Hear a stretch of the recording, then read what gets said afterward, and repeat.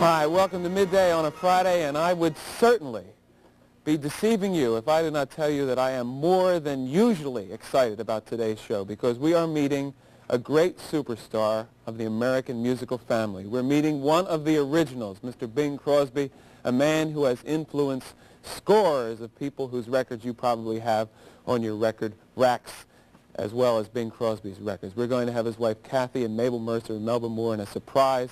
I want to tell you that Bing Crosby is holding forth in such a beautiful way at the Urus Theater each night. We're going to talk to him in just a little bit with Rosemary Clooney and Joe Bushkin Quartet in the orchestra and some other people on stage. Bing Crosby, if you stop and think about him just for a second, just stop and think. He is a man who in one way or another, through his art and through various media, has touched all of us. Well, let me introduce you right now to the man who has brought us music, frozen orange juice, videotape, and White Christmas. Here is the one and only Mr. Bing Crosby.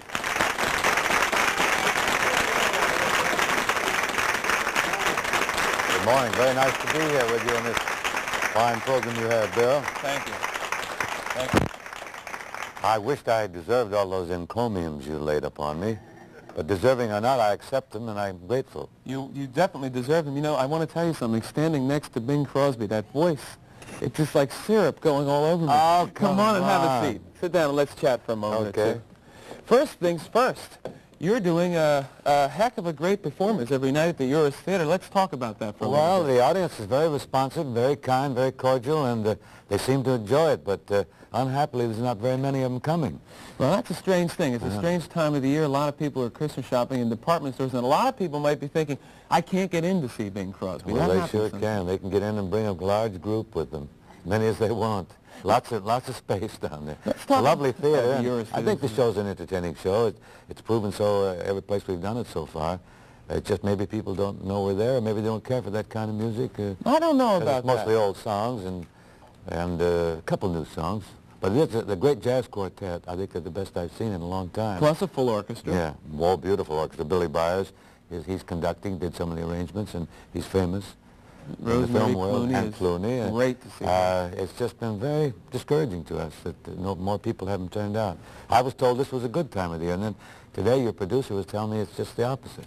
Yeah, Paul Noble has a real good sense for that. But I think we can turn things around just a little bit today. Let's talk about some of the things that you're doing on the stage. You sang some songs that all of which I remembered, some of which I had forgotten, hadn't heard for a while. You're too young to know. All like Babyface. Well, now, we have the disco version of Babyface today, but you do the original version of Babyface. Well, that's a great song. We used it a lot in the act, and I sang it a lot. And there's so many of the other songs, too, that I think would be before you were even listening to music. Don't Fence Me In. Well, that's popular. That's a standard. That's Cole Porter. Hard to believe he wrote a song like that, because it shows how versatile he was. How about the 5 and 10 cent store? Now there's a... That goes way back. That's Harry Warren's song. I wouldn't think anybody in this generation would know that song. Well, I remembered it. I don't think I have the record of it, but how about I'm an Old Cowhand? That's kind of a standard, too. You hear that often on any program where they're doing some Western sketch or something. They might drag that in. And I Surrender? That's way back. That goes back to 1930. Now, there's hardly a man alive that remembers anything that was current then. I wonder, you know what I was thinking about Bing and wondering, if you take yourself all the way back to your youth and all the way back to when you say 7, 8, 9 years old, were you singing around the house? All the time. When did you first feel that you really loved singing? When did it first come to you as a child? Well, my father played the mandolin, and my mother played the piano, and they both did Gilbert and Sullivan in an amateur way in the town where I lived. My sisters played the piano. We had the first talking machine in our neighborhood. I remember that. My father, one of those things you crank up? Yes, it had a horn like a cornucopia, you know, like that, like a flower. And he bought that when he still hadn't paid the grocery bill, so music was an important item around our house. Now, why was it? I mean, there are some houses that have that component and some that don't. Why was it so important to your mom and dad to have music around the house? Were they trying to make their son a singer? No, or was it just for entertainment. Just for entertainment. They had John McCormick and Harry Lauder and all those great quartets of the period. In fact, we had a talking machine before they had discs. It was a cylinder. The cylinder would go in slipped on a thing, and quality was terrible. And we had Caruso. We had all the great artists on there. And naturally, I heard music every day, all the time, and started imitating people that I heard on the thing. And then when I grew a little older, hung around the music store where they let us listen to records whenever we wanted. And so music was a part of my life. And you played the drums. Now, yeah, I didn't realize that until... Why did you decide, I mean, your father's got the mandolin. Why did you decide to be a drummer? Well, I didn't have any musical education in any instruments, and we formed a little band, and the other guys all played a horn or piano or something, so I took up the drums. Phil Harris heard me play the drums sometime later. He said you could throw a dog through my roll. It wasn't too quick. No. And I never was very good on it, so I stood up and sang. If there was a vocal or any words to the song we were playing, I'd sing, of course, through a megaphone. Like a... Rudy Valley. Like a Rudy Valley thing? But this was before Valley. I was still in school. But yet, in terms of the students of singers like Henry Pleasance, who wrote what I thought was a brilliant article about you. Yes, it was very kind, wasn't it? Well, I thought it was perceptive, too. Certainly. He indicated that Bing Crosby, in the tradition of American singers, is the first singer who learned to use the microphone and to reflect a certain intimacy through the microphone. Will you comment a little bit about that, on what you saw the microphone could do for you as a singer? Oh, I realized immediately that it was a great boon, because my voice wasn't that big, even through the megaphone. Well, I never was conscious of doing anything, having any great expertise with the mic. I just listened to what was coming out through the speaker and tried to make it as listenable as possible without blasting, and still, so the words would be heard, so that it would be articulate. I really didn't think I was doing anything unusual. I think everybody tried to do that. That was very hopeful of getting anywhere, you know. You know, it's funny, you chose to use the title, Call Me Lucky, for your autobiography, and I wonder what you think about luck, because I always have this kind of feeling that luck is something you create for yourself, that a man or a woman creates an ambiance about themselves, and they work hard, and then things come to them, and it's not really luck. Do you see yourself essentially as just being lucky? Or... Oh, I sure do. My mother said it wasn't luck at all, it was her prayers. Well, it might have been. There's a lot in that, too, I guess. No, I think that I was extremely lucky. All through my career, I had no intention of going anywhere. I had no great ambition except to be involved with great musicians, like Beiderbecke and the Dorseys and Goodman and Venuti and Lang and Trombar and Miff Mole and the Dixieland Band and the Memphis Five, and I later was with all those people. And that was enough for me, whether anything happened to me or not, professionally, as a soloist, to be in that environment with those guys, hearing the things they could do, was pay off enough. And later, people just picked me up. I fell into the hands of Jack Kapp, who was a great record entrepreneur, but probably the greatest, and he had me singing songs that I thought was idiotic. Like what, for example? Recitations. I did The Man Without a Country with no songs. I did a play with Orson Welles, all kinds of stuff. I sang with the Mormon Tabernacle Choir. I sang sacred songs of all religions, Baptist, Catholic, Jewish, everything. But it was a good program. I thought he was crazy. It was your apprenticeship in a way, wasn't it? And Spanish. I thought he was crazy. But I did it because, you know, I got paid for every record, and I thought he was smart. Later on with the films, I got into the hands of Leo McCarey and some great directors, some great producers like Buddy DeSilva. I was just doing what they told me to do. Did you ever sit down? That's lucky. If you fall into hands that can't direct you in those channels, well, you're not going to get anywhere. I did. There has to be a reason, though, beyond luck, I think. Well, at any rate, we can leave that up to everybody to decide. I think it's so much dependent on luck and breaks and being at the right place at the right time. What would one example of being at the right place at the right time be, that you could think back? Well, for instance, we got, after Whiteman let us go, we were in Los Angeles, broke, and we got a job in the most important, popular cafe in the West, the Coconut Grove and the Ambassador Hotel, with a great orchestra, and we had a radio outlet out of there 3 times a week all up and down the coast. 3 guys had a chance to sing songs that we wrote or that Barris wrote every night on the air. Terrific crowds. Everybody in show business used to be there every night. That's a great break. If Whiteman hadn't let us go, we'd have probably been touring still someplace. Great exposure. On the Gus sometime, probably. Or the Butterfield circuit. Let's click on back to the stage at the Urus Theater. You made a comment a couple minutes ago. You like to be surrounded by great musicians. Now, you've got some men working there with you I've seen playing around here in New York. We get Joe Bushkin at the keyboards. Yeah. A guy named Milt Hinton, bass player, plays the bass. Now, Milt plays it like he's a virtuoso, you know, like he could, I don't know if there's any symphonies written for bass solos. I don't know, but if there are, he should be playing them. Well, he should, because he has such virtuosity and such control and technique, and he's a happy man. He looks great when he's playing. You know that he's imbued with a sense of what he's trying to accomplish, and it helps. What do you want the people who come to the Urus Theater to have as this total experience from an evening with Bing Crosby and his family and his friends? How do you want to touch them? In the ideal sense, if you could say, I want the people to walk out of that theater with the following kind of response or experience. I hope that they enjoyed it. That's all. Just that they were happy while they were there. They sing. Lots of the songs, I stop and let them finish them. I think it's terrific. You just hold the mic out and the audience sings and for you. Sing See, that's part of the secret. He gets the audience to fill in. I think you get them involved. They all love that. And they sing well. And they know the words. They know the words better than I do. I get lost half the time. I think there's 40-some songs in that medley. And some of them we do 8 bars, some 16, some of them 1 or 2 we do the verse. And I forget the words half the time. For me, that was the highlight of the show. If you think of a Bing Crosby singing with a great jazz quartet, singing straight 30 minutes and sounding just as clear and just as true. How do you do it at age 72? Oh, I'm in good shape. No. I mean, that's remarkable. That's not work, though, Bill. You know, you got a great band with you, back of you, and that sound just keys you up, stimulates you, and the audience is so great here in New York. There are not many of them, but those that come are very appreciative, and they make you feel they like it. And then when they sing, well, you know they like it. I never get tired doing that. I'm only in there 3 hours. And a round of golf these days takes 5 hours. But I'll tell you, if you're not playing well, it seems like you're out there all day. I'm sure there are a lot of 72, 73-year-old men and women watching right now who couldn't consider... He runs off he introduces the people, runs off the stage. And fall in the heap. We will take a break, and we'll be joined by Bing's wife, Kathryn Crosby, right after this. Bing, it is great to have you with us. My pleasure. Great. We are joined right now by Kathryn Crosby, Bing Crosby's wife. Before we talk, Kathy, if we could just have one moment. That was a recording made with Duke Ellington and Bing Crosby in 1932. You just said at 3 o'clock in the morning you made that record? We were both playing theaters in Philadelphia, and they took us out to Camden, where everybody had to go to record those days. After we'd finished our nightly stint at the theaters, I joined them there, and we made a couple of records.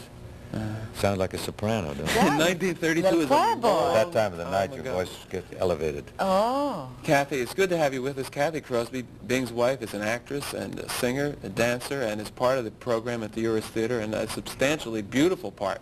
It's nice to have... Let me have a nice welcome, please, for Kathryn Crosby.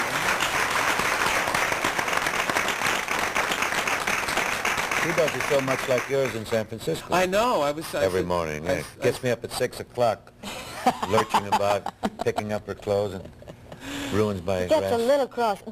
I have a shell collection because I get seasick fishing with him, and so he puts me off on any beach, and I pick up shells, and I have them on a table down by our bed, and I try to get from the dressing room where I've dressed through the bedroom in the dark. Hits the shell. Hits the table, the shells go through. I spring from the bed. He says something. Oh, he's very rude in the morning. Rude in the morning? I was wondering about... I snarl a bit. Just because I wake him up. Does he snore? Does Bing Crosby snore? No, we all. On key. Really? Sometimes there are harmonics. It's wonderful. You know, you're a school teacher. I'm a substitute school teacher. And what they do is call me in when the other teachers, 4th grade, 3rd grade, have nervous breakdowns. And I go in. I have found something that Bing doesn't know when things get really tough, because until they get programmed education in the schools where everybody can work individually at their own pace, there's this whole time you spend saying, sit down, shut up, be quiet, I'll hit you if you do that again, soundly about the Head and Shoulders.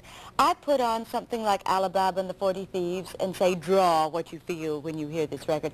And it calms them down. Man Without a Country that you said, you know, it's all spoken. It's beautifully spoken, and suddenly the children are talking about loyalty to your country and what... You give them a program of records instead of the books, huh? It saves my voice. They Otherwise, must you come out. At the end of 3 hours, you're totally hoarse. They are killing each other. You've broken up 3 fist fights. It's once wonderful. they hear that a substitute teacher is going to arrive, they shenanigans are in order. Then that's right. They take advantage. One class that I taught had been through 30 teachers that semester. You're kidding. 30 substitute teachers. They'd last about an hour, go out, throw in the towels. Now, why do you do that? I bet people are sitting at home wondering, now, why does Kathryn Crosby put herself in the position of being a substitute teacher? Because I love it. I am a credentialed Her mother was a teacher. My mother taught for 34 years. And I just, I happen to love the children. You either, Bing said a wonderful thing about most young boys. It was about my nephew. He was talking. He said, you know, that kid might be president if he ever gets out of reform school. And I think particularly the 3rd, 4th, 5th grades, that's true of all of the little boys. All of the little boys are terribly mean unless directed. And the little girls are crying every minute. They come up saying, oh, Mrs. Crosby, Johnny said something so rude to me, and I just can't stand it. And then Johnny, I didn't mean that. Well, kiss her and make, and then the boys get on him because he has to shake her hand. And it's a wonderful riot scene. Oh, it is. I've been called down to the librarian several times for doing Christmas carols in June. We sing, we do all kinds of things. I wonder about, now, you talk about boys at that age. What were you like at that age, Bing? We're talking about maybe 7, 8, 9 years old. Were you a rough kid? Were you a sensitive future artist? No way I'd be an artist. No. I just thought normal, very normal. It was a small town, about 105,000 people. What town was that? Spokane. That's right. Washington, up near the Canadian border. Wonderful town. They have a nice change of season. Good severe winter, nice long spring and summer. And Indian summer, it goes up till December. And we had all kinds of things we were doing, always skating, sledding, and games, and I lived right across the street from the high school and the college, so we're always over there using their courts and their handball courts and their facilities. Did the kids tease you at all about the fact that there was so much music in your family and that you yourself were singing? And well, no, the only time it really got severe is when my mother took me down to a singing teacher named Professor Krantz. He was a German gentleman, and he gave me some scales, and he also taught me a couple of songs. One was I Love You Truly, and the other was Just a Cottage Small by a Waterfall. So I was home running these scales. My sister was accompanying me. What do they sound like when you... And then you go up, A-I-O-U. The kids heard me, and the next time I came outdoors, they all give me a and I never did it again. I was ashamed, you know. I never did it again, except now I do it. If I know I'm going to do some work, why I limber up a little. Yeah, I was wondering about that. What do you do in order to have a voice at your age which sounds as beautiful as it does? Does it take, is there behind the scenes, are you doing vocalization every day? Only when I have a job, like this series of concerts. About a week before I started loosening up. Outside that, I don't sing at all, don't vocalize. About a week before, I may do 15 minutes a day. Because I guess the chords are like any muscle. You have to loosen them up or they atrophy and get constricted, you know. Another thing I was just wondering about, where did you two and how did you two meet? I'm wondering about your first impressions of each other. Let her tell. She tells a beautiful story. Do I tell it beautifully? It's touching. I was under contract to Paramount Pictures, and he was the star of Paramount Pictures. One of the stars. The star of Paramount. When was this? What year about? 53. 53, just 53. When I arrived there, he had been in Paris doing Little Boy Lost, and then he returned and they started a thing called White Christmas with a lady called Rosie Clooney. That's right. Bill Allen and Danny Kaye. Those people, too. And I walked by, I was going to the drama building one day, and I was carrying a big bunch of petticoats, which were in vogue, and I don't know why I was carrying them, but I had a tennis racket, because I had a tennis date later with a nice young man. And I heard this voice saying, "Hello, Tex." And I knew he knew I was from Texas, and I dropped the petticoats and the tennis racket, and we talked and had high tea. We had tea and cinnamon toast at Lucy's. Well, let me just shift back to Bing for a second in the story. Now, you saw this beautiful woman. You said, "Hello, Tex." Well, I'd seen her around. You've seen her around. Been casing the joint, you know. And I thought she was attractive, and I knew she was under contract, and that was my way of breaking the ice. She was doing a column for her hometown newspaper, West Columbia, Texas. I guess we're doing it every week or bi-weekly? Every week. And so the excuse was, I said, I'd like to be in your column. So she put me in the column. You know, I wonder, people stop and think, if you're a celebrity, you don't get nervous about something like breaking the ice. But I think for any man, there is that little moment when you know you want to meet a woman. Yeah, sure. How did you feel about that? Well, there's no use being timorous about it. Just go ahead and jump in. Take your best shot. She could say, Tex, and go on the way, you know. That would have been the end of it. You believe that, don't you? But she found that we had a common bond. I think there was something, electricity developing there. I don't know. How did you feel? Talk about it. Wonderful things happened after that. After that, some friends of mine from Texas visited, my sorority advisor, terribly old Southern lady, and she had some friends. And we had lunch at the commissary, which is where they served you the Bing Crosby salad and the Jerry Lewis something or other. And then we were walking over to the set to watch White Christmas shoot. And somebody zoomed up to us on a bicycle with Minute Maid on it, and it was Bing, and he stopped. And I was very nervous then, not for me, but for my friends, and I wondered if he would talk to my friends, and I introduced them to him, and I remembered their names, and he talked with them very nicely and very sweetly, and of course all of them fell in love with him too. And then we went over to the set, and suddenly there was a chair behind me, and he was holding it, and I sat down in it, and he sat down, and my friends were standing up. I don't know what happened to them, but we watched Rosie Clooney and Danny Kaye do a scene, and I don't have the faintest notion what they did in the scene. A couple other things. So how about meeting the in-laws, Bing? Was there any difficulty at all with the fact that there was an age difference between you two? Did your mother say, Bing Crosby, gee, you're involved with Bing Crosby or anything like that? Oh, they thought I was cashing in on her popularity. They really did. The funniest thing was when we talked about getting married, and so she went ahead and took instructions and became a Catholic. And, of course, her family had been Southern Baptists for generations. So there's a hurdle right there. And so she decided she should take her father over to a Catholic service. It was High Mass in Houston, I think it was. She said, you ought to come and see, Daddy, you know what it's like. So he went along reluctantly, and after Mass, they came outside, and she said, what'd you think of it? He said, looked like a damn Inca ceremony to me. Yes, Daddy's rather firm on the position of religion. Firm on religion. They had the incense going. It was a high mass and rather formal. But now Daddy's winning, after all, because they've got all this Little Brown Church in the Wildwood and Faith of Our Fathers and Are Ye Able, all the good Baptist and Methodist hymns are right into the Catholic Church now. Yeah, I don't know who's picking our songs these days. Not coming off the hit parade. Were you ever a choir boy? Sir was, an altar boy. Went to it all. I was with the Jesuits 8 years, 4 years high school, 4 years college, so I did it all. Joining us right now, 3 other performers who share the stage with their father at the Urus every night. We have Harry Crosby, age 18, and the man who can play guitar, somewhat like Andres Segovia. It's marvelous, really. Give it a go, but no. Mary Frances, age 17, who sings and dances, and Harry, Nathaniel, age 15, who is a golfer, who hits, you don't drive any golf balls into the audience at the Urus, do you? No, we could, though. They wouldn't let me I put hear that you're a in this terrific time. golfer, is it true? Well, I play every day, but I'm not going to. He's a one-handed. One handicap. That's just But about... he, the other day, I think it was 14 above zero, yeah. He took his clubs, went over in Jersey, and practiced on some driving range over there. That's what it takes. Would you like to be a golf pro, do you think, Nathaniel? Well, I'd say I have to consider it right now, but we'll just see how I progress, I suppose. Tell us a little bit about what the experience is like for the 3 of you working on the Urus stage each night, being with your dad and your mom, sharing the legacy of your great father. Just tell us a little bit about what's it like, Mary Frances? It's just fantastic. I mean, first of all, we're really grateful that Daddy has given us this opportunity to work with him. I mean, that's wonderful, and it's an incredible thing in Now, itself. how did it come about? Were you having breakfast one morning, sipping the orange juice, and Dad goes, hey kids, got an idea, let's do an act together? Well, we did 2 weeks in London, and then a few days in Ireland and Scotland, and apparently we passed the test, and that, you know, he did want to, you know, he was willing to work with us again, and he just said, well, maybe we'll do New York, and we all kind of went, yeah, Dad?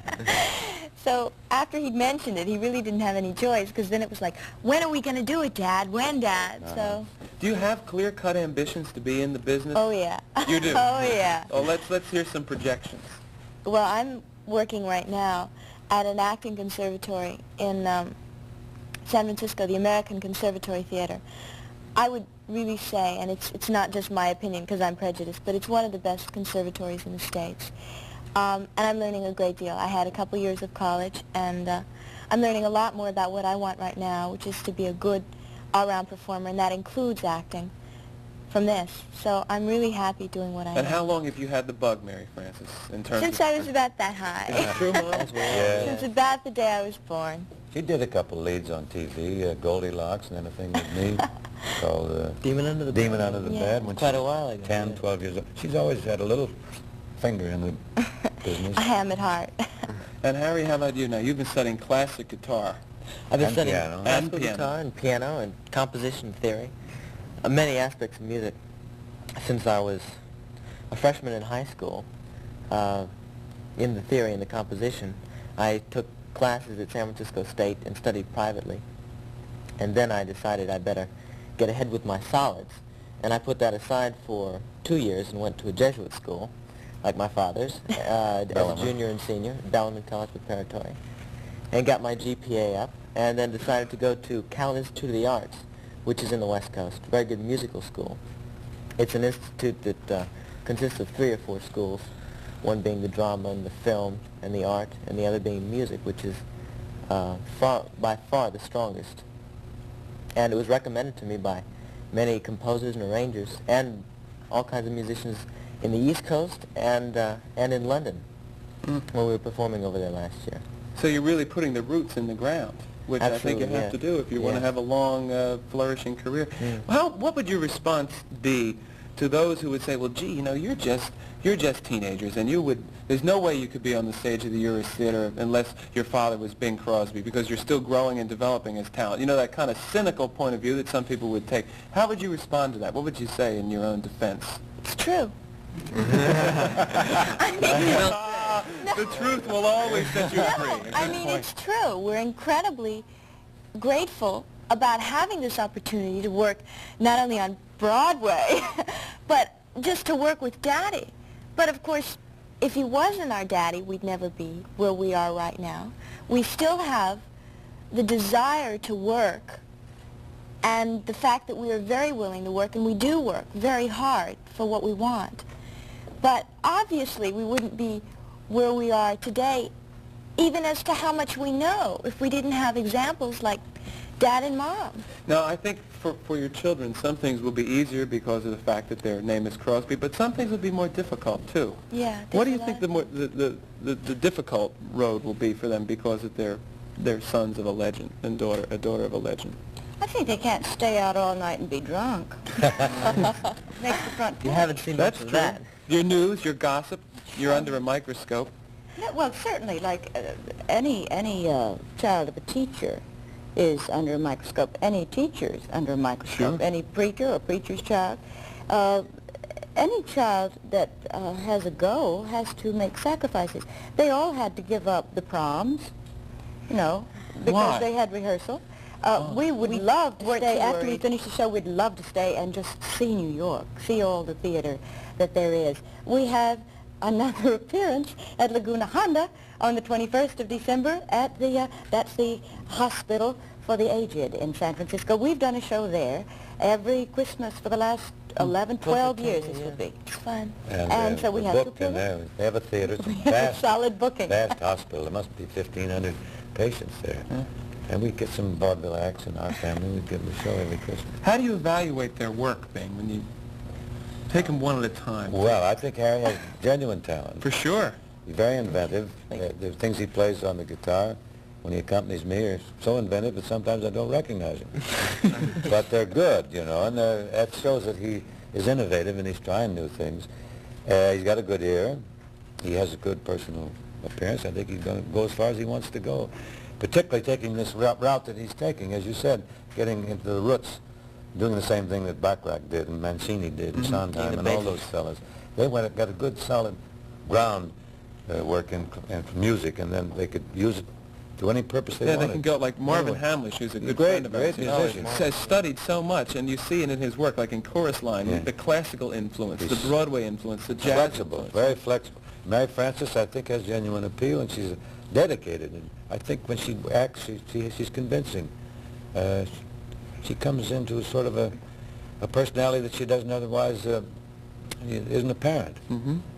So she's going to be a good actress, I think. And how about Nathaniel there on the end? He could be a good actor too if he wants to, but he's concentrating on the golf, and it's been productive because he is playing very well for his age, for 15 to shoot 68 on a pretty good golf course. I think that's terrific. He shot 65 in England this summer on a golf course. It wasn't too easy. So it's productive in that field. That's what he wants to do, but he can get up and sing a song or read a line or do anything he wants to do as well as anybody. That's great. And you're having a good time, aren't you? Sure, I really am. All enjoying it. Enjoy watching this show more than anything else, I think. The suspense is killing everybody. Here she is right now, a great friend of things, Risa Stevens.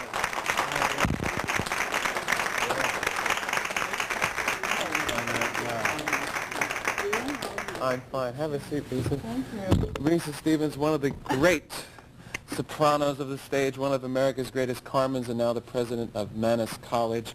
Welcome. Thank you. I'm so delighted to be here. And I have to first say that I want to congratulate you on that enormous success.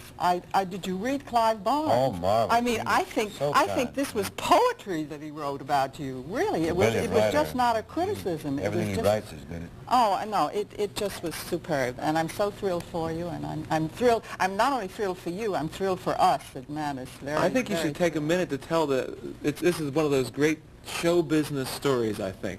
The premise of Going My Way and what you did then and what Bing is doing now. The two of you tell us about it. Well, Bing, you tell about that. Well, the story was that Risa was an old friend, and she'd become an opera star, and I had to raise some money for this little church and school, and I asked her if she'd come down and sing a benefit for us, benefit of the church in Going My Way, which she did. Now here I am singing a benefit for her, for Mannes School of Music, of which she's the president. So it's a reciprocal arrangement after quite a few years. Yeah, a few years. Yeah. 30 some odd to be exact. And about time, too, yeah, wasn't Risa, it? after what you did. I sure hope it's helpful, Risa, because it's a wonderful school you have there. And thank you. I'd like to see it benefit handsomely. Thank you. I had hoped Harry was going to be a member of our school. Well, he almost did, but he know. Wanted to stay in California. He trains dogs. He's got a lot of Labradors he trains. He didn't want to leave his dogs. Well, he can't bring those east. No, they had 5 of them now that he's training, and it keeps him pretty busy, and then his music. So he may come later, though. So keep it open and keep a spot. Yeah, Never know. I think that, well, we think we have one of the greatest schools in the East. Well, tell us a little bit about the school, and I'm also curious as to how a guy like Bing Crosby takes one lesson and stops and gets to be this international superstar, and it's almost like a contradiction in terms. That's great. Listen, first of all, to talk about the school, I happen to, as I say, think that it is one of the finest schools in New York in terms of teaching young people music. We have a great list of wonderful people who have graduated from there, and Bacharach, by the way, was a member of the Mannes. Frederica von Stade, we were just talking about her a moment ago. She's a very famous opera singer now. And Julius Rudel, who's now head of the New York State Theater, you know, oh yes, he's a graduate from there. Oh, I could go on and on and on. No, it is without a doubt one of the best schools, but what I'm very pleased about is that the gesture on Bing's part is a very generous one, and for this I am most grateful, and so is Mannes. We're delighted to be able to do it for you. Now, will the president of Mannes College please evaluate Bing Crosby's singing and also somehow explain why he was able to do it without studying? Be kind, Risa. Well, I'll tell you, Bing has what you call a very natural voice. It's an organ that he has been very careful with the use of it, very careful. He has not done any forcing ever. I don't believe you've ever forced the voice to any great degree, unlike, I would say, an opera singer. An opera singer is in a situation where an opera singer has to give much more of that vocal cord, and it's a different kind of training. It's an entirely different kind of training. This is the area where a person, in terms of Bing, has a voice that is there, it always will be there. It is a voice that I happen to think today that Bing is singing more beautifully vocally than he did years ago. The voice has gotten deeper and much richer in its quality, in its timbre. And this was very apparent in the theater the other night. Very, very apparent. And that the voice has gotten so deep in its sound and so luscious. I mean, everybody was overwhelmed. I, for one, I know that. I think you're just great. No, thank you. Did you ever notice, Risa, how thick he is through the chest? He is, I don't know when you were working with him if you ever noticed how deep he is through the chest. I think the breathing apparatus must have something to do with it, because I can sleep on his shoulder, break your neck. Absolutely break your neck to try and sleep on his shoulder, because he's just absolutely so thick through there. Never seems to be breathing. Would you like to take off your clothes and show us your chest, Bing? It's terrific. Well, I don't breathe right. To breathe right as a singer, I never could learn it. Risa, well, anybody that's reached the place where she reached has to breathe properly in order to sing those songs. It'd be a lot easier if I knew how to breathe. You're supposed to, you breathe in, and your stomach should expand, and then when the breath comes out, the note comes out. Isn't that right? That's right. That's correct. Yeah. Well, does it work that way for you? I can't do it. Well, what happens when you breathe in? No, that's not really quite true. No? That's not quite true. No? You do that. I do. Yes, you do. I don't know But what I you do. do it naturally. Oh, I see. You have a natural sense. Finally of figured it how- out. No, it is true, I because never I did. watched you. I watched you very carefully. I watched you carefully, and I must say that you do that automatically. You are unconscious of it because you have not had the training. Now we, for instance, when we take a breath for a huge phrase, which you of course are faced with in opera, you have to know how to breathe and how far that tone will hold on that breath. Unlike when you do a pop song, because popular singing is you can do your own phrasing and your own way of expressing yourself in that song.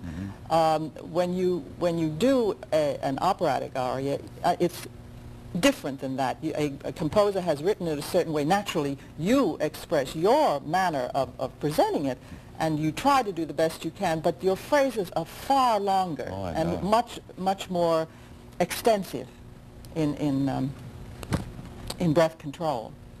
But you never had to face that. I never knew how I was breathing, but I knew that I never could breathe the way I've seen. Like I stood next to Shelley Appen. He was on my show years ago, and he was like a bellows. You could just see his stomach go out, and then he'd hold a note for interminably. You know? Also, with a singer, after a while, you not only breathe from here, but you breathe in through here. You see, your expansion is all in the back as well, so that you expand in both ways. Like a bellows. Yes, it's true. Bing, when I interviewed Frank Sinatra about a year ago, we were talking a little bit about this specific thing about singing, and Frank pointed out, as has been, I think, written about Frank Sinatra, that he was really influenced by Tommy Dorsey, by TD's way of playing the trombone and his breathing and his this little pin corner of his mouth. I wonder whether or not there was any instrument that influenced you in your singing like the way the trombone influenced Frank Sinatra's singing and phrasing. No, I don't think so. Just singers influenced me. I copied everybody. Jolson, John McCormick, anybody I heard. I unconsciously used some of their things, I guess. But whatever you did was real good. That's all I can say. It worked. It worked for sure. Let's put it that way. No, it's very We'll good. take a pause, and we're going to be joined by a woman whom many singers say is truly one of the great teachers. People have learned from her, a legend in her own time, Mabel Mercer, age 76, after this.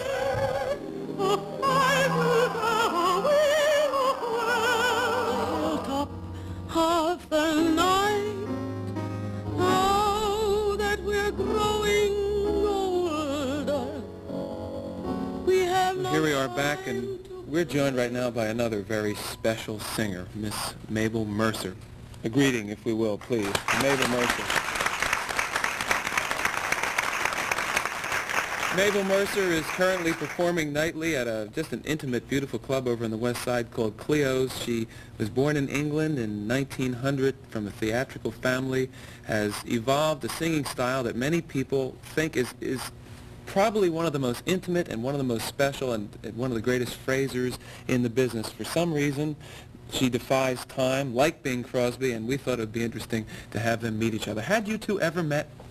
Once, quite a few years ago, we met on the lot. That was the first time. Yeah. In Hollywood? Hollywood, Yeah. yes. You were doing a picture of Fabian had just come. Do you Oh, remember that was one? Fox Studios. Yeah, it was a picture called High Time. I Yes, think. it was a long time. Yes. Mabel, just as I was speaking with Bing at the beginning of the show about some of the influences, now you were born in England from a theatrical family. Who were some of the people who influenced your early style, whom Bing Crosby might have been listening to, too? I think that Sure was. you two probably share some common roots. It'd be very interesting to explore. Well, I don't know, because I came up in vaudeville in England, and I didn't come to America until 1938 for the first time. And so I was traveling all over England and then all over the continent. I don't know really. Well, now people say, so many people say Mabel Mercer has influenced my singing. Frank Sinatra, for one, says Mabel Mercer's been a big influence on me. Who were some of the singers who influenced you? Well, I think practically everybody I went to see, especially the concert singers and opera singers too. And you learned, I find that you learn from everybody. You learn how to present things, how to stand in front of the public. I saw a young girl once, I think she was, I didn't know her, she was probably doing her first time singing in public, but she was so completely at ease and stood, no fidgeting. And that was a lesson I learned. No fidgeting? No fidgeting. It's a basic lesson, I guess. Yeah. No fidgeting is a good lesson. Yeah. They can learn that all from Bing. Yeah, I don't fidget. I'm too lazy to fidget. What about... It takes work to fidget. It burns off the energy. You have to exert yourself. I couldn't do that. What about for both of you now as singers who are, I think, so intimate? Bing Crosby, you've been intimate all your career, and on the radio it had achieved a special kind of intimacy, I think, for the first time. Mabel Mercer, they use the word intimate first to describe you. What do you do that makes singing touch people in your special ways? How do you focus in on making the words count to the listener rather than just singing the words as notes, as some opera singers would sing it, correct, Risa? That's true, yeah. Wrong. It's the wrong way, but... It is, that does happen with opera singers. Yeah. I don't know. I don't start out with that intention, really. You sing the song and what it's about. I find that most of the songs we sing touch everybody's life. Everybody's had those experiences, love, sadness, laughter. And I feel the way I react, everybody else must react in a like manner, in a varying degree, because we all feel the same emotions. I couldn't agree more. That's exactly the way I feel. Exactly. When you first started working on radio, Bing, and there was a big old-fashioned radio mic, and you knew that the United States of America was out there listening, what did you have to adjust, if anything, in your own singing style when you were singing to that radio mic? Nothing at all. I left it up to the guy in the control room. If I was too close or too loud, if I was blasting, he'd say back off a little.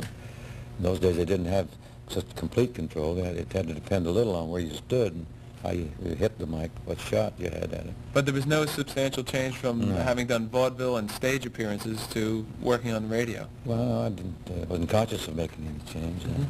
And Mabel, yes, Risa? Bill, I was going to say something, and I think both this wonderful woman and Bing have something which is a rarity, and that is an enormous instinct of how to present a song and what it means and what is important in a song. And I think this is the whole element and the whole basis of the success of their delivery.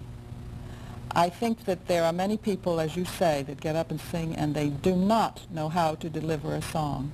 And each one approaches their own style, and there are styles that these people have. When you talk about Bing, he has his style, and you have your style. Frank has his style, and it's a very personalized kind of presentation of a song that these people have instinctively and knowledgeably now. That's interesting to hear from president of a music college, because so many would go to you to learn the instinct. Can the instinct be learned, or do you just simply have it or not have it? Yeah, I think you either have it or you don't have it. However, you can learn to a certain degree something in terms of delivery and how to present a song. I think you can to a degree, but when it comes to this kind of expertise that we're talking about, this is very, very special.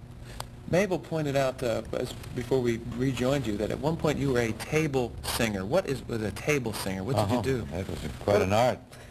That means that you go around and sit at a table like here and sing to the people that they ask for different songs. They ask for you to come. I mean, they're not in the mob having dinner and all of a sudden you sit down. Oh, no. They want you to be there. Well, that's good. They ask you to come and sing a certain song that might be their favorite. It has memories for them, so you sit and sing it. And you really just sit and sing right to them? Yes. You see, when you first sit at the table to sing to people, they're inclined to get rather uncomfortable and then look in every direction, but that's you, you know. So I learned to sort of sing at them and through them without seeing them, without looking at them, you know. so that they wouldn't feel uncomfortable. And where did you do that? Well, I first? started doing that when I was in Paris. At what clubs? Well, I was at a club called Chez Florence. I first went to a club called Le Grand Duc. It was a narrow little place where every crowned head in Europe at the time used to come in, and it was a very, very elegant place. It was a box of a place. Did you ever do anything like that at all, Bing, in terms No, but I've seen that. The greatest one I ever saw was a fellow named Tommy Lyman. He sang around New York years ago. He had a very high voice, but he was a very colorful chap. He's very thin, emaciated, jet black hair, hollowed-eyed fellow, and he sang songs like Waiting for Ships That Never Come In, And True Blue Lou. True Blue Lou, Ace in the Hole, Montmartre Rose, Just a Gigolo, things like that. And he was a table singer, and he'd get $500 to come over and sing Montmartre Rose, sit down and sing Montmartre Rose for about 4 people. That's pretty good pay. And he didn't go to work till midnight. He worked from about midnight. And he had a voice. He could go right down to a whisper, and then he had a big crescendo if you needed that. But he could sing at a table, and this table wouldn't hear him at all because he'd have to go over there and get another 500 later. But he could just so intimate. If he'd have got into the age of electronics, he'd have gone a long way. He was before Whispering Jack Smith, even. Whispering Jack Smith is a man who influenced you, they say. A lot, yes.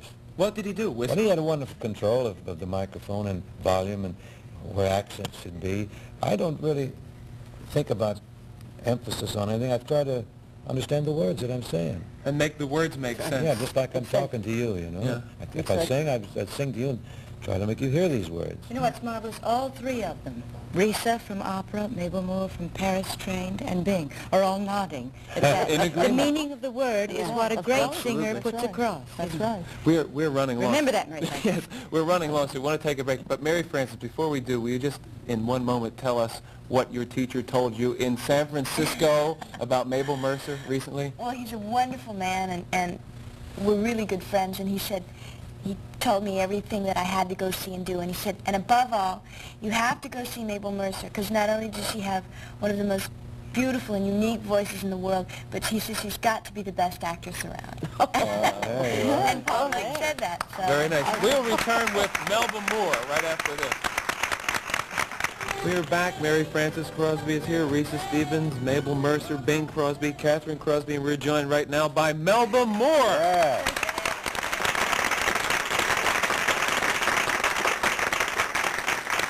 Hello, sweetheart. How are you? I'm fine. Thanks for joining us today. Keep good company, boy. I feel like I'm in mighty good company. You're in very Odd thing is, I'm going to my vocal teacher later today. I think I need it. Almost everybody on the panel has had some experience with teaching. I understand you did too. Yeah, I did a little bit of teaching. So did I. Yeah, I know. Oh, you know that, right? But I want to continue our conversation about singing because I have read that you feel that your style, the way you sing, is most influenced by 2 things, your mother and the audience. Oh, yeah, Tell us about that. Well, the audience, I think, I'm sure, I bet I'm speaking for everybody. When you talk about instinct, what you're talking about is feeling what the people want from you, and they tell you in so many ways, but they just happen to be very subtle. And some of us have the ability, either through fright, and I don't know how it comes to fore, but to begin to rely on what the audience is telling you that they want. Sometimes they want some very freaky things, and sometimes you don't know quite what it is or how to get there. But eventually you do find out if you keep trying. And if you do what they tell you to do, you couldn't go wrong. You might say, well, gee, why do they want that? Well, now, let's see. Are you talking about some kind of a psychic thing happening? Yes, I am. I'm talking, well, I don't know if you call it Well, psychic. I mean, if you're talking about the audience... I'm talking about the way we communicate with each other that's besides words, besides all the ways that we know about, that is very strong, that is very common, that goes on all the time between all of us. Now, Bing, how do you relate to what Melba said? I think she's right. You can sense how you're doing and whether the audience is relating to what you're doing without any word or a gesture. There's some way you know that you're there and they like it. Even if say you're in a big theater and the lights are in your eyes and you can't see their faces, you can still feel it somehow. You can definitely feel if something is wrong. Oh yes, and the flop sweat appears. Oh my goodness. Yeah. Now, Bing, for you, not having performed for many, many years on a stage with a microphone, other than doing your many television specials, when you got back on the board, so to speak, was that this aspect of communicating coming from the audience a rusty part of what you were doing on any level? Well, it wasn't all that rusty, Bill, because I do all kinds of benefits. I did 3 or 4 in New York here in the last 2 years, the Garden and the Waldorf, and it's on the stage, and back home. So I'm on the stage quite a lot. And when you do a TV show these days, in front of an audience, it's like an appearance, and you have a microphone. Yeah. But it was a different thing being my own show with the family, putting that together and bringing it to an important place like this. The first night you feel a little apprehensive what's going to happen, but... you would anyway, yeah, wouldn't you? sure. When you walk out, you get that big hand, maybe. Brings you up. and you figure, well, I'm among friends, and you don't worry about it anymore. Right. Let's talk a little bit about business, too, because we opened today. You're doing a concert this Sunday night at Avery Fisher Hall, correct, Melba? Metropolitan Opera House. Make that the Metropolitan Opera. Melba plays the Met. It's the alliteration that counts, you see. Melba Moore at the Met. Melba Moore at the Met. Bing on Broadway. Yeah. Mabel Mercer at Cleo's. Mabel, we've got to change that to Mio's. Risa Stevens at Manus. And Mary Frances in the Wings. Waiting in the wings. But about business. Now, Bing opened up, we were talking about the fact that at the Urus Theater at this time of year, for whatever the reasons may be, the crowds are not as gigantic as they are, and that's a reminder. I would personally like to say, having seen Bing on Broadway, that you're missing part of our history, of our musical heritage, if you don't make your mind up just to simply go down there and sit back and let him wash it all over you. Really, I really mean that, Bing. But how do you relate to, we'll say, a half-empty house, Melba, if you run into one? It happens to everybody. Of course, I don't like it, but again, it's the same thing. Once you begin to know that you're among friends, you feel even more responsible for giving those people a show because they came, and you try to make them comfortable and not feel that they're alone and separated from each other. You make them forget that there's not that, and you forget it, and it's all right. Of course, you prefer a full house. Could I say something I would like the people to know? I've talked all around the country now, of course, about being at the Met. And one of the things I would like to point out is that one of the reasons I'm at the Met because it's a very expensive proposition, and it's a proposition that requires a good deal of knowledge because you want to, Bing and I were just talking about what has to be put into taking a high-quality show someplace. And I really want to make everyone know that IT&T has a great big hand in this. It's the one that you all know. It's not a little agency. The big IT&T? IT&T. And one of the reasons that they're doing this, they've never done this before, is that they have several community projects that they're promoting. One is the Record Basketball League here in New York City, which is not only a basketball league, but it has scholarships, and the kids also get private tutoring. Good. And they welcome kids in from like 8 on up. But the most probably public thing that they're doing now is the Big Blue Marble children's television show, and they've chosen me to be spokesperson for it. So first of all, I'd like to tell everybody to watch it. It's a Peabody Award-winning show. We just got an Emmy. We have to check your local listing because it's on PBS, it's on network, and it's on the syndicated. It's not on at 1 o'clock in the afternoon, is it? That's not early. Okay, good. I have to check You it. get up early, right? Yeah, sure. I'm up every day. Let's take a break, and we have to Sunday continue. mornings, too. We have to take a pause for one of those frequent things. It may be for orange juice or something else. We'll find out right after this. Oh, I almost hate to hear that fade out. Just another example of the great work of our special guest today, Bing Crosby. The movie High Society with Louis Armstrong and Celeste Holm and Frank Sinatra and Grace Kelly and Louis Calhern. What a great movie that was, Bing. Pleasant experience. I would think it must have been a lot of fun. MGM always put on lush musicals with every possible convenience and every musical facility that they had in that library. How about another musical, Bing? Could you be persuaded to hit the screen again if the right property came along? Be ready in the morning. Anything. Yeah. Sure. Anytime. I think there's a need for it. Yeah. Why do you figure that we're not having Well, they see them on television, I guess. But is it possible to do it with that kind of quality anymore? I mean, I don't know. Yes, they could do it better, probably. They have better bands now, better music. Some of it's better. Any chance that you and Bob Hope might get back on the road again? Well, the guy did a treatment that was pretty good, and Hope sent it back to him, said he was interested, but he thought it required more lunacy. He thought, like Marty Feldman and Mel Brooks and those guys contrive, because it's hard for 2 old gaffers like us to be believable chasing chicks around, fighting over the girl. Who would believe that?